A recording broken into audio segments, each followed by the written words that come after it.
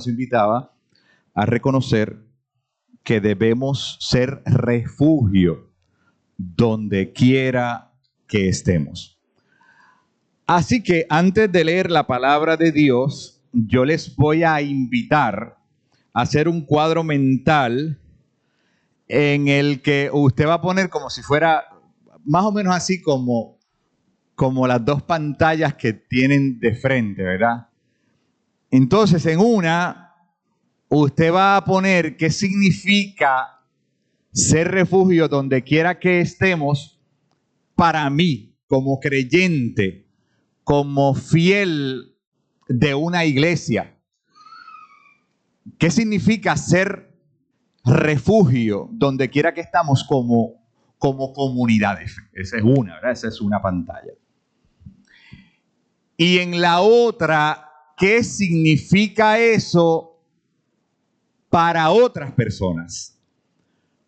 Para los que están afuera, para los no creyentes, etcétera. ¿Está bien? ¿Y qué significa eso, verdad? En esa misma segunda pantalla, ¿qué significa eso para el mundo, para el resto de la creación? Así que, por un lado tenemos el reino de Dios y mi vida como creyente, y en el otro, el mundo con toda la creación de Dios y todo lo que eso implica. ¿Me expliqué bien? Muy bien.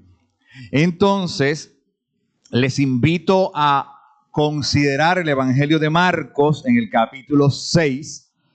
Ustedes saben que este es el año de Marcos y que ya hemos venido adelantándonos en el desarrollo de este Evangelio y llegamos al capítulo 6. El texto de hoy se divide en dos porciones.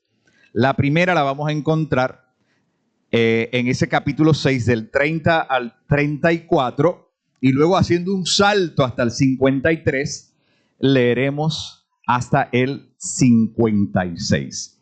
Lo que hay entre medio son historias que sirven para ampliar estos dos textos que vamos a leer en esta mañana. Leemos en el nombre del Padre, en el nombre del Hijo y en el nombre de...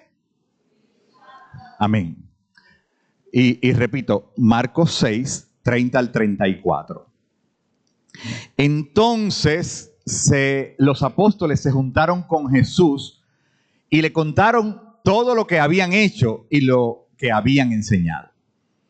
Él les dijo: venid vosotros aparte a un lugar desierto y descansad un poco. Porque eran muchos los que iban y venían, de manera que ni aún tenían tiempo para comer. Y se fueron solos en una barca a un lugar desierto. Pero muchos los vieron ir y le reconocieron. Y muchos fueron allá a pie desde las ciudades y llegaron antes que ellos y se juntaron a él. Y salió Jesús y vio una gran multitud y tuvo compasión de ellos, porque eran como ovejas que no tenían pastor. Y comenzó a enseñarles muchas cosas. Y ahora damos ahí un saltito. Si no, lo leo acá. ¿Está? Ok. Terminada la travesía, vinieron a tierra de Genesaret y arribaron a la orilla. Y saliendo ellos de la barca, enseguida la gente le conoció. Y recorriendo toda la tierra de alrededor, comenzaron a traer de todas partes enfermos en lechos a donde oían que estaba. Y donde quiera que entraba, en aldeas, ciudades o campos, ponían en las calles a los que estaban enfermos y les rogaban que les dejase tocar siquiera el borde de su manto. Y todos los que le tocaban quedaban sanos. Eso es palabra de Dios. Mire el contexto de la historia bíblica de esta mañana. Israel, parte de Israel, especialmente donde Jesús transcurrió la mayor parte de su ministerio, podemos ubicarla mentalmente como un pedazo de tierra, ¿verdad? Y en el centro, en el norte del país, un gran lago, tan grande que a veces se le llama Mar de Galilea. Bueno, pues alrededor hay comunidades. Y Jesús en este relato está pasando de una orilla a otra, ¿verdad? Pero como es un brazo extenso de mar, había que hacerlo en las embarcaciones de la época. Así que lo que está diciéndonos Marcos es que Jesús, después de una intensa agenda de trabajo, le dice a sus discípulos que crucen a la otra orilla. ¿Para qué? Para descansar un poco. Y que como la gente ya había comenzado a reconocer la influencia de Jesús, ¿verdad? Por lo que enseñaba y hacía y por los milagros que hacía, ya se había comenzado a regar la fama de este carpintero. Y eso había hecho que la gente lo persiguiera donde quiera que estuvieran, ¿verdad? No es algo lógico. Yo tengo una necesidad, ¿verdad? Y si es apremiante, con mucha más razón. Y escucho de una persona que está por ahí sanando enfermedades y exorcizando demonios, y yo tengo una necesidad de ese tipo. ¿Qué yo voy a hacer? Pues voy para allá, ¿verdad? Donde quiera que esté. Pues mire, no pudieron descansar. Lo notaron en el texto, ¿verdad? No pudieron descansar. ¿Por qué? Porque cuando llegaron a la otra orilla, ¿quién estaba allí? La multitud, la gente. Por eso yo les digo, recuerden las dos pantallas, ¿verdad? En un lado está la iglesia y el reino, y en otro lado está el mundo, ¿verdad? Y creo que aquí está plasmado de una manera especial. Habiendo dicho eso como la introducción para la reflexión en esta mañana, quiero llamar su atención sobre una de las expresiones muy conocidas que dice Jesús en el Evangelio cuando está hablando de los yo soy. ¿Lo recuerdan? Jesús dice: yo soy la puerta, yo soy el camino, yo soy la verdad. ¿Lo recuerdan?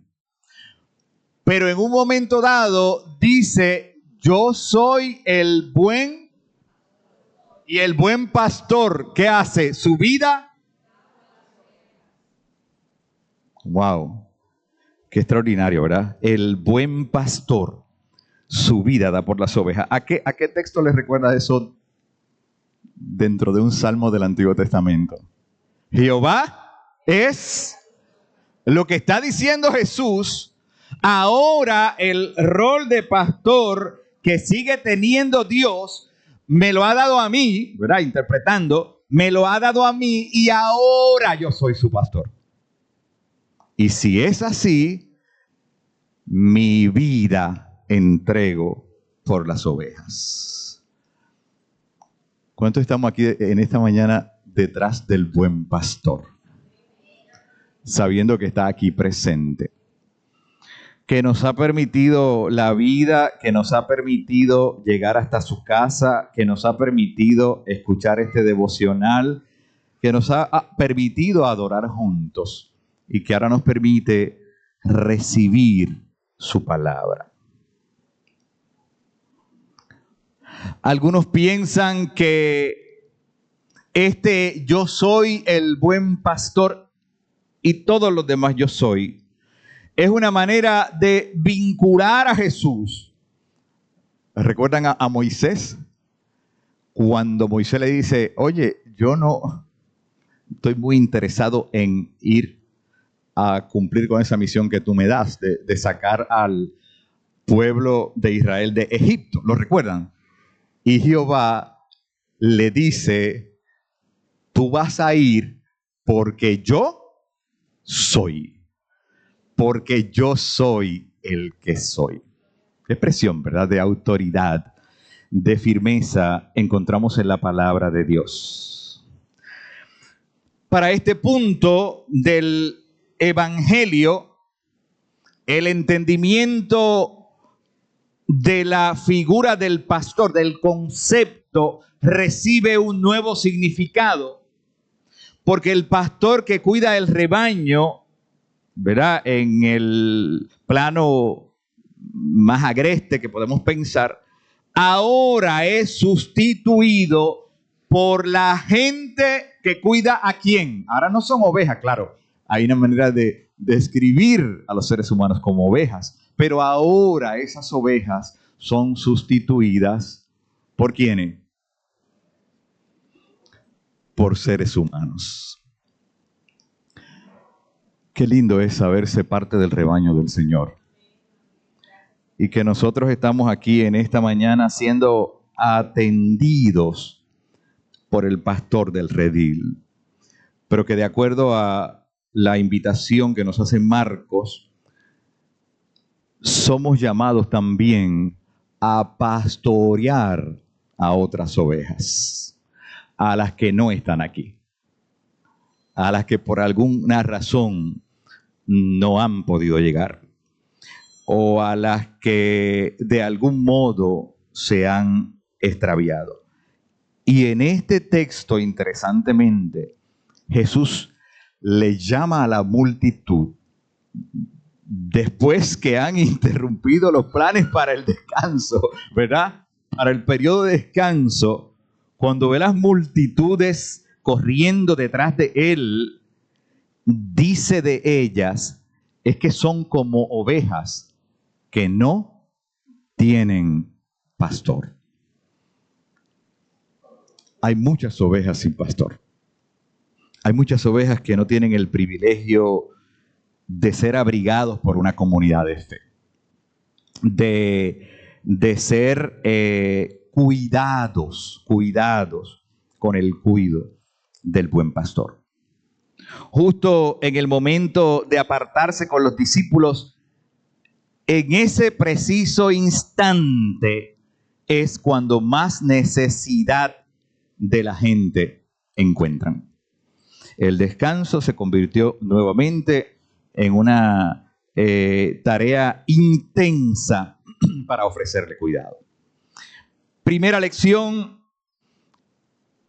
que a nosotros nos puede pasar como Jesús. Yo sé, ¿verdad? Que no tengo que preguntar, yo sé que nos ha pasado. Que, por ejemplo, planificamos unas vacaciones y entonces ocurre algo inesperado que tenemos que suspender o que posponer, ¿verdad? Cambiar de fecha. Eso nos ha pasado, ¿verdad? Y también nos ha pasado, por ejemplo, de que decidimos que esa tarde del día tal, nosotros queremos tomarla para descansar. Y viene una llamada con alguien en necesidad, ¿verdad? Y claro, de momento posiblemente nos resistamos un poco, pero cuando sentimos la satisfacción de haber ayudado a alguien, nos sentimos regocijados, ¿verdad? Pues eso fue lo que ocurrió con Jesús. Los miró con compasión.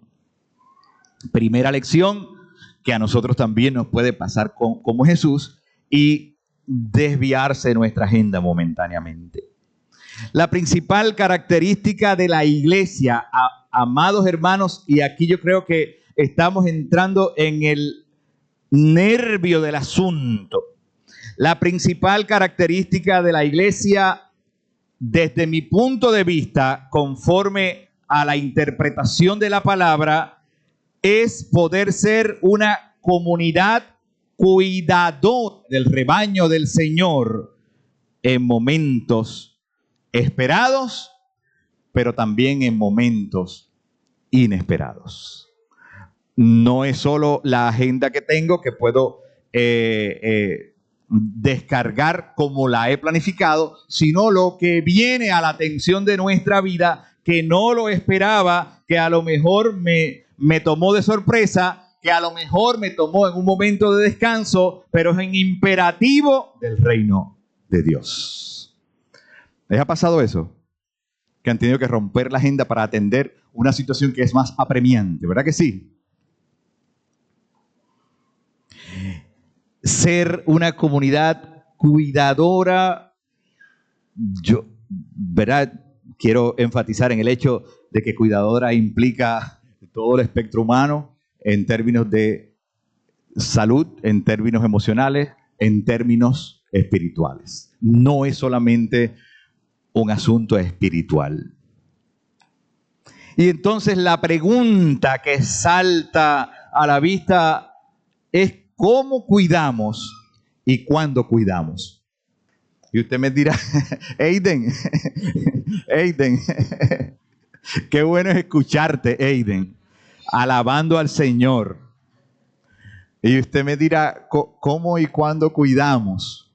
Y claro, y cada uno de ustedes tendrá un testimonio de lo que eso implica, ¿verdad? Y usted me podrá decir, bueno, pues yo aquí intervine aquí, esta situación se me presentó, pude ayudar acá, y sin necesariamente que eso se haga público.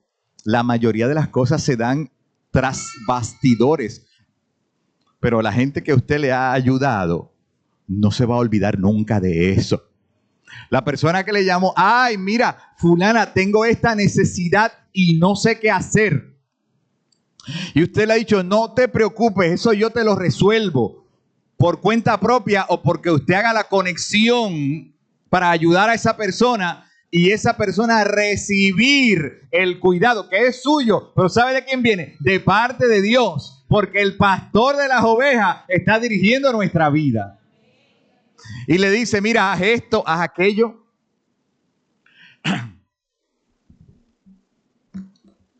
Porque eso es lo que pone Dios en el corazón, ¿verdad? El querer como el hacer por su buena voluntad.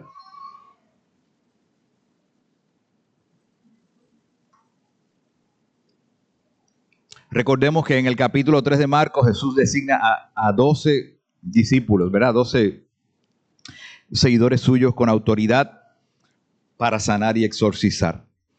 El relato del Evangelio para hoy presenta a un Jesús que ha recorrido mucho las calles de Jerusalén y ha creado la expectativa de una persona que enseña, que predica, que sana y que exorciza. Uno que sana la enfermedad física, pero no sabemos, amada iglesia, dentro de aquella multitud, cuántas personas lo que tenían no era tal vez una necesidad física, sino una necesidad espiritual, una necesidad del alma, algo que estaba interviniendo en lo más profundo de su ser, que no necesariamente se manifiesta de forma física. Conocemos esos casos. ¿Verdad que sí? Y ahí está Jesús exorcizando, devolviéndole la vida a alguien que ha fallecido, etc. Debemos notar que la expectativa que tenía la gente, por lo cual iba detrás de él, y de hecho podemos imaginar que corriendo, ¿verdad? Para poder apropiarse de la otra orilla primero que Jesús. Imagínense que si pensamos en la geografía de Israel, y como les dije que había que pasar de una orilla a otra, y Jesús iba en una barca, imagínense la gente por la orilla adelantándose para llegar primero que Jesús. Así que podemos imaginarles desesperados por la vida, corriendo detrás del que hace milagros. Es como nos sucede a nosotros, amados hermanos de Villa Andalucía, en esta mañana. A veces nuestros más profundos dilemas no tienen una expresión física, nadie los ve, nadie se da cuenta, pero en el hondón de la vida, allí están esas situaciones, debatiéndose en nuestro ser. O sea, los seguidores de Jesús se comenzaban a entregar de lleno a la causa del reino, y por otro lado los detractores con la misma intensidad les repudian y le odian. Qué interesante, ¿verdad? Que cuando seguimos el reino de Dios podemos también tener ese resultado para nuestra vida.